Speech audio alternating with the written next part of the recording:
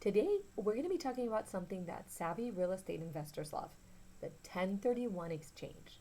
A 1031 exchange is a tax deferral strategy that lets investors sell an investment property and buy another one as long as it's what's the IRS called a like kind of property. Why is it a big deal, Sarah? We do it all the time. Because when you do it right, it allows them to defer paying capital gains taxes on that sale. That means that you don't pay taxes on the sale of the first home as long as you reinvest all those profits into the new property, and it allows you not to take a tax hit right away. But here's the important part.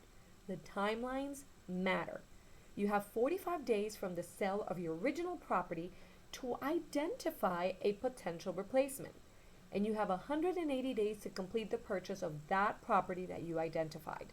If you miss either of these deadlines, you could lose the ability to defer those taxes, and that is money out of your pocket.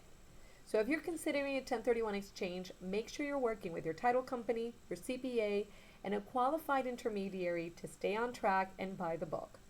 As always, we are here to help, so if you have any more questions or concerns, feel free to give us a call.